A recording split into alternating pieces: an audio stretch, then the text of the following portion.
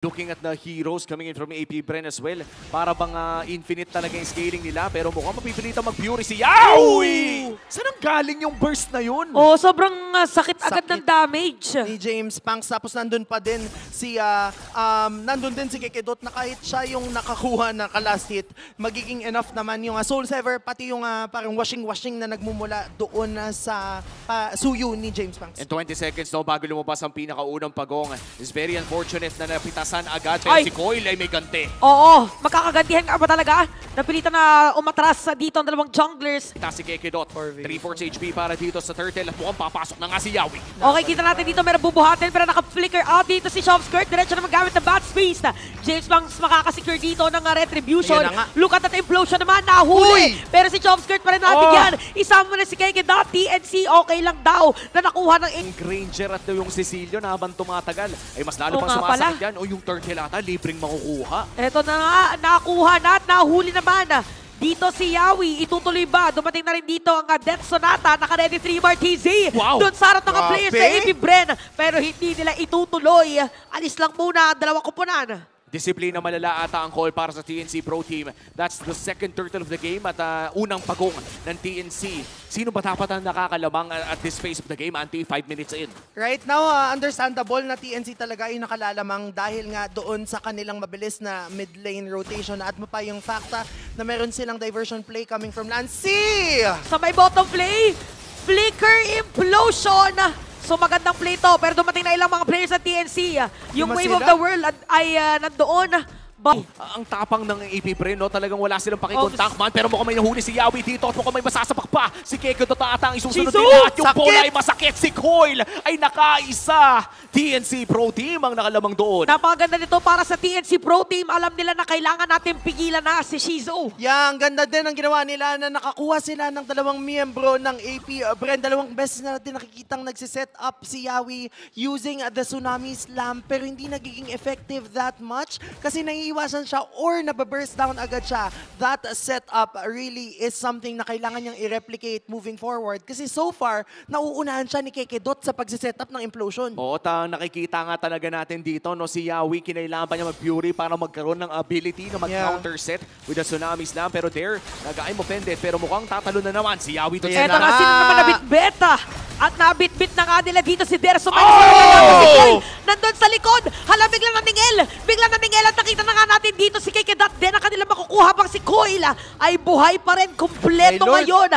Ang TNC, sakto meron pang Lord. Lahat nakatingin sa isda. Pero yung hamster na may kidlat-kidlat ay hindi napansin sa likod. Hindi talaga napansin. Kaya nga dumiretso ng ganun-ganun lang si Coil leading up into that almost wipe out on the side of AP Bren. And yun yung nakapag-secure sa kanila ng unang Lord ng laban. Kung papansinin na natin ang ating insert replay, yung unang buhat ni Yawi with the Tsunami Slam, yung nag-set up ng laban. But yung fact na nakapunta si Coil dun sa backlines is something na kailangan yung gawin kung ikaw din yung jungler. At parang wala atang nakapag-expect na biglang dadating doon yung Joy na full stacks na ginamit yung Little Wanderer para sa first two at yung pangatlong dash ay nandun na lang sa harapan nila. Kaya naman AP Bren ngayon, under 4,000 gold against TNC Pro Team. Nag-ubi na, nag-group up na. At mukhang naghahanap sila ng paraan na makadepensa dito sa pinakaunang Lord. Marami pa naman silang Torre at medyo mahihirapan ng TNC na kumuha ng inhibitor dito. Ang crucial pa doon, ang nakuha niya pala kanina si Shizo. Tsaka si Shopskirt. So parang medyo mahirap din talaga para sa AP Bren na mag-counter-engage against TNC kanina. So Lord nang sa may bottom lane, sisira naman sa may middle lane ang TNC. Grabe, ang sakit talaga mag-push ng isang Bruno. Parang kada bola, bumabakat sa mga Torre. Bigla may Wilson, no? Yeah. Ano yun? Ay, di mo napanood yung Castaway? Yung ano siya? Parang may Wilson. Hindi ko din alam yun. yung coconut. Lumalabas ang edad natin. Hindi, napanood ko lang. Favorite ng mama ko yun. Sorry. Hindi ko talaga alam, pero okay lang yun. Kasi ngayon, alam mo, kahit nagbago naman yung Bruno, no? Hindi na to yung Bruno na kilala natin. masakit pa din yung damage output niya dahil sa critical strike na mga bola na meron siya. And same yung build. Ang nabawas lang talaga yung strength ng Malefic Gun. Oh, tsaka as far as I know, parang na-nerf din yung mana Yes. na paggamit ng kanyang first skill na nagdadagdag ng physical damage. Kaya naman kadalasan no, sa RG minsan nga makakakita ka na naka-demon shoes Na Bruno, actually. Bruno. But this time around, I'm not quite sure no, kung ano nga ba yung naging sapatos dito ni Benny QT. But regardless, napakasakit talaga Warrior. ng TNC Pro Team dito. And siguro no, sa pag-check natin ng Infinix in-game equipment, ay masisilip Warrior nga natin boots. Warrior Boots para na rin counterin yung physical damage na manggagaling kay James Max and Shizo. Oo, kasi siya nga pala yung tatargetin. Later on siya yung talagang lilikuran, pero huge goal lead again for TNC. Ito, meron pang bumili pa ng Wishing Lantern. Si Coil. Si Coil. Ito ba yan yung nagpapasakit ng damage Yep. against tanks? Yeah, sobrang crucial nun, especially going up against KK Dot and Dare na malaki yung health nila kasi mas masakit yung damage ng Wishing Lantern. Although, in-adjust yung Wishing Lantern na very, very light recently na nagpo-proc din siya even with lower health na hero at the expense of pagpapabagsak ng damage output against tanks na mas mataas yung health. Oh, at least mas versatile na Yes. ang item na to. Hindi na to yung makakategorize natin na bilang anti-tank item lamang. At lumalaki na nga ang gold lead ng TNC Pro Team. Shizo using the Death Sonata para magtingin-tingin sa loob ng mga bushes. At lalabas na rin ang ating Lord. Again, sa changes na Lord na lumalabas, simulang Lord pa lang ay umaamba na, pataas lamang ng pataas ang damage. Kaya hindi na, kumbaga, RIP Luminous Lord. Hindi na yun. From Lord to Evolved Lord na lamang ang ating makikita by 18 minutes. So eto na guys, tingnan natin kung paano gagawin as a TNC ay mabilis na makakakuha ng Lord. Hindi na pinasilip pa yung mga players na AP Bren. Nako, Chantel, looking at what's happening right now, mukhang gusto ng TNC Pro Team na magkaroon na ng sweep for AP Bren. No? Kung makadepensa pa sila dito at paabutin naman ng Game 3, mukhang totoo ang mga haka-haka ng mga madla. Ano, wala kaming relasyon, I mean, wala kaming connection dyan. Totoo ang passive nyo ni Briggy na tignan natin. Oo, medyo mahihirapan ng AP Bren dito. Siyempre, puso pa rin para sa kanila. Ayaw naman nilang hindi makaisa. Kahit papaano dito, tumagal ang laro. Pero Auntie, ano bang kailangan siguraduhin ng AP Bren para makadepensa sila dito? Right now, 12 minutes na yung Lord. Hindi naman sabay-sabay yung mga minion waves. So, one at a time ang kailangan gawin ng AP Bren. I think at this point in time, si Keke Dot needs to be able to set up yung kanyang mga kalaban.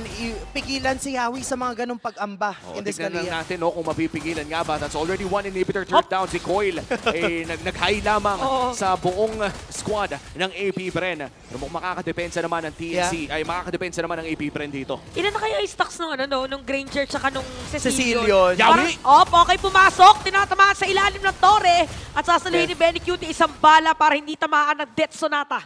Yeah, I think yung kit talaga na meron yung AP Bren dahil naka-Cecilion sila, naka-Granger, malakas sa poke, malakas din sa def. So kung hindi re-respeto ng TNC yun, baka umabot pa sa time na mabaliktad sila. Oo nga. So now, ito na yung tanong mo, Ate Shantz.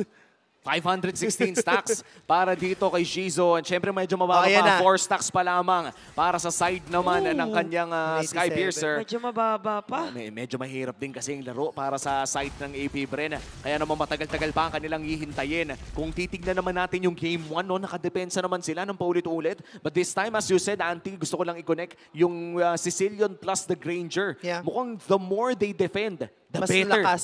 the game goes para sa AP Bren. Oo, Yeah. tsaka yung pitik pa lang. Yes. Minsan dalawa kasi yung na-add sa stock. Ganon din, so pwede maghati sila dito ng Granger. Kaya din siguro, pag ng TNC, kailangan bilisan mo agad na gumawa ng play. Ito yata yung mabilis na sinasabi, tapos doon sa may madaliko na kapag flicker out si Keke Dot, pero dadalhin na nga siya pabalik. Si Derden mag-flicker out at ang kapalit naman ay si Yawi 3 Martizi. Meron naman daw immortality. Tatanggalan yan ni Shizo, nakaredy si James Fox. At look at that double kill for the man with a million moves. Naging mas maganda pa ang trade para dito sa AP Bren at kumita pa nga sila dahil yung 9K gold lead bumaba ng 8K na lamang. Yan, sakit ng damage output na coming from Shizu and Chov's skirt. Nakikita na natin bumabakat na yung mga paniki, yung mga bala, and even James Banks for the cleanup. Kailangan nilang maging mas maingat talking about TNC kasi even their frontliners, Yawi and 3 Martizi, kaya nang i-burst down. Oo, medyo nakakatakot no. Yung pinakamakunat mong miyembro na si Tree Martizi with his split. Ayun, nababurst na. Si Yawi kanina pa naman nababurst dahil yun yung isang problema ata ng Kalea, no? Yung burst damage. Kailangan niyang lumapit para mang tsunami slam at the moment na lumapit siya, ay kadalasan binibigyan agad. Kaya naman AP Bren na magsisimula ng lure na ito. Hindi pa naman ito yung evolved lord pero si Yawi ay nag-conceal na. Papasok si Coil! Diretso! Pero si Coil nga nakakuha niyan! Tas unstoppable, nakuha na si James Banks. Napadaan lang, nakakuha pa dito at napadaan lang. Makakatakas ba sila? Look at Yawi, nabigyan na nila. So -1 ngayon ang side ng TNC. For AP Brennan naman, panibagong depensa dahil merong naagaw na Lord si Coil. And what a highlight para kay Coil. Literal 3 dashes retry. Talk about a pogi place. Ano yun? Yun yung tinatawag nating sign of the pogi. Tama, sobrang pogi ng ginawa na yun ni Coil kasi yun yung nakapagpakuha sa kanila ng Lord. And kahit nakakahalamang na ng slight, yung AP Bren in terms of damage output kaya nang sumabay. Ang ginawa ng TNC ay nag-focus doon sa ginawang play ng AP Bren na sinubukang i-burst down yung Lord. But because merong sustainability, yung, hindi pala sustainability, merong dash mobility yung Joy. Tapos meron din siyang burst because of the electrifying beats.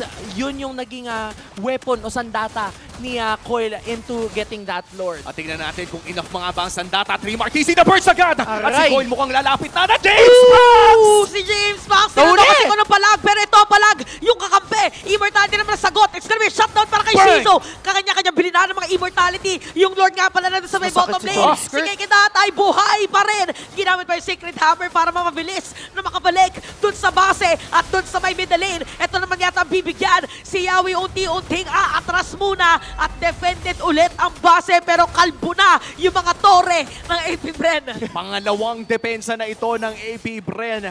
At kahit pa sabihin na nating malaingan na kalbo na ang basing ito, ay para bang lumalakas na talaga ang AP Bren? Yan, nakikita na natin yung bawas ng kalbong base ng AP Bren. Hindi yung base yung may damage, pero si Chove Skirt as well as si Shizu, almost lock item na si Shizu, so definitely kaya na niyang pumalag. And Chove Skirt, kulang na lang siya ng either Holy Crystal or ng isa pang item like the Wishing Lantern. So yun na lang yung mga options for AP Bren.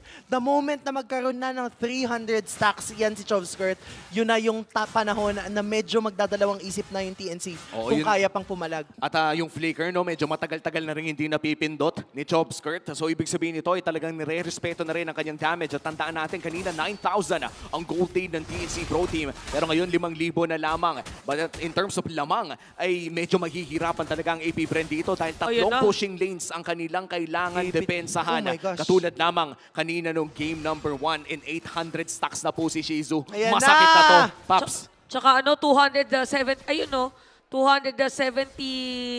na para dito kay Chove Skirt. Ito yung mga moments kasi na parang kahit yung Sanguine Claws, masakit. Edge na rin siya for AP Bren ngayon kasi pa-diretso din yung TNC. So parang ang hirap ngayon na pumasok anytime to go for that push. At saka parang ang opening na hinahanap dito ni Chove Skirt ay makakuha ng masasanguine claws kasi kaya pa nilang i-def to eh. Kahit itong Evolved Lord na ito, kaya pa yan as long as kumpleto sila. At naging libre pa nga ang Evolved Lord. As you said, Auntie, kaya namang depensahan ang Evolved Lord na to sa kalakasan ng wave clear na meron ng AP Bren dito.